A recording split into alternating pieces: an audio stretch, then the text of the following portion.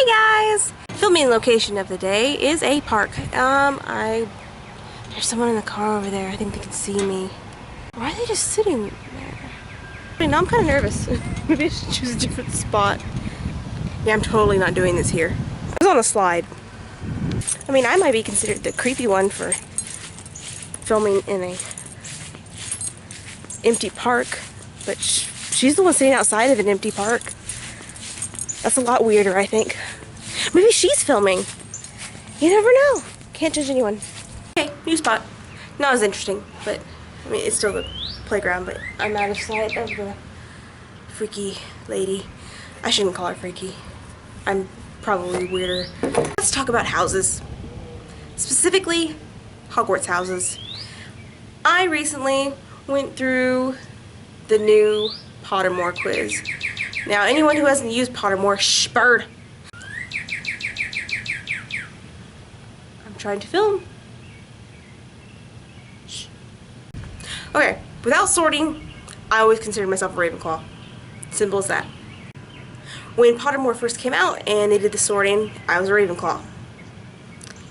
Now, they reamped it. I don't know why. I don't know what the whole thing was, but they redid it. They have a whole new sorting quiz. You've probably seen like those new videos that have been coming out that like Rupert took the quiz and he was actually a Hufflepuff, or Bonnie took the quiz and she's a Gryffindor, and I know Matthew Lewis took it and he's a Hufflepuff as well. Spoilers if you didn't know that already, sorry. So I was really nervous to do my second sorting, not because I didn't think myself a Ravenclaw, because I was gonna call myself a Ravenclaw no matter what the quiz told me. That wasn't really the point. The point was that I like validation. I like things of science that are like, yeah, this is what it is. Harry Potter's not science, but I still take it very, very, very seriously. My second sorting, I was once again, you guessed it, Ravenclaw. Honestly thought if I wasn't Ravenclaw, I'd be Hufflepuff. I think Hufflepuff is my second house. I think there have been discussions about that in Harry Potter. You can kind of be more than one house, because obviously houses are basically just characteristics of a person, and your most dominant characteristics are what house you'd be formed into. So for Ravenclaw, those traits are intelligent, wise, sharp, and witty. Now, it sounds very arrogant now that I said I believe I'm a Ravenclaw, but a lot of that comes from what I see in Luna. Also, a lot of it comes from the fact that I want to be wise, I want to learn, I want to gain knowledge about my universe and what is out there, and my desire to keep learning is really prevalent in my personality. I don't know if I'm witty, I have my moments, but in intelligence I don't believe is really something you can measure very well. So I was reading the description though of your house after you get sorted, and I saw this line in the description and it really, really stuck out to me. Let me read it to you. We aren't put off by people who march to a different tune. On the contrary, we value them.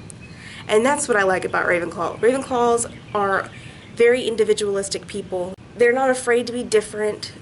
They're comfortable that they're different, and that was always me in school, and that is still me today, even though I do have my moments of, oh my gosh, I wish I was a little less weird. But you know, that's who I am, and that's who I've always been, and I always will be. Me. Hufflepuffs are great too. I love Hufflepuffs, and this is the traits that they value: hard work, patience, loyalty, and fair play. Now obviously you want a Hufflepuff to be your best friend, right? Change of location again. It turns out parks are not good for filming because people use them. But I thought no one would be out here because it's like so dreary. Okay, let me know if anyone else comes up behind me. My hair is falling apart. This humidity, dang. Okay, where was I? As I was saying, you want a Hufflepuff to be your best friend. I would like to think all of us have Hufflepuff attributes. I think we all have a little bit of every house in us. We're people, we're diverse, we're complicated. You cannot simplify us, but Hufflepuffs just tend to be, I guess, better in these areas. Gryffindor, and coincidentally where I just came, let me show you this. Gryffindor! Yeah, Yeah, I'm filming on a lion statue. I'm getting desperate here, okay. I'm sitting on the hill. This is very uncomfortable. Gryffindors, their values. They most value the virtues of courage, bravery, and determination. I'm not a Gryffindor, but if you are, I applaud you. Harry Potter. He was a true Gryffindor. And now Slytherin. Everyone's favorite house, right? No, okay, I'm kidding. Slytherin's cool. And I after reading their values and attributes, I mean, like, I knew this like from the books, but reading it on Pottermore, which is where I got all this, kind of made everything a little bit more like clear. So for Slytherins, they're proud, ambitious, and cunning. I am not filming here next time. All of those things could be positive or negative, as with any other attribute, but they're a little bit more unsteady, I think.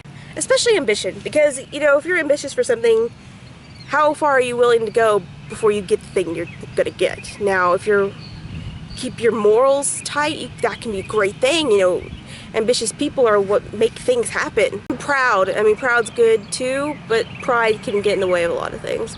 So Slytherins are great. Like, I think a Slytherin would make a great leader in some ways, but also a terrible leader, you know, Voldy.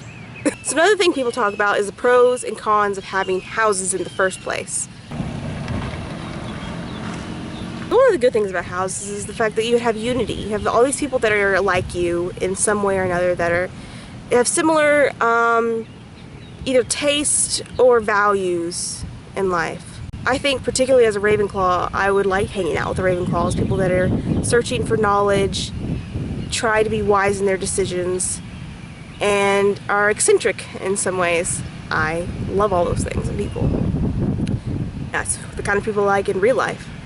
Now, con, you could say, is that it causes a sense of difference between the houses, like a separation, like, you're a Slytherin, I'm a Gryffindor, you know, that's all in all the books. Does that mean we should take out the houses? I don't know. Isn't it the same as like a school going against another school and being like, I don't like that school because they're not my school, or that's not my team, I don't root for them, I'm a blah blah fan, I'm not into sports. I guess what I'm trying to say is, just because there's different houses, I don't believe that necessarily means there has to be conflict between the houses necessarily. Now, I think that certain types of people will inherently dislike other different types of people. For instance, someone like a Hufflepuff who is grounded in morals of, you know, loyalty might not like a Slytherin who has no loyalty to anyone. Or any other example you could combine of all four houses. All of them could find big disagreements in each other and within themselves. Because people are people, right? That's what we are. We're just going to be that way. And I like the houses. I might be swayed differently at some other point, but for now I think we should keep them. I say this as if I'm on a Hogwarts staff. I am not Hogwarts staff. What do you think? Do you think Hogwarts should keep the houses if you were, you know, there making those decisions after the war? What house do you think you are in? And if you've done the Pottermore quiz, what house were you sorted into? Because those can be completely different things. Anyway, thank you so much. You've been wonderful. I've been talkative. I can't feel my mouth now. I'm gonna go. Peace and God bless.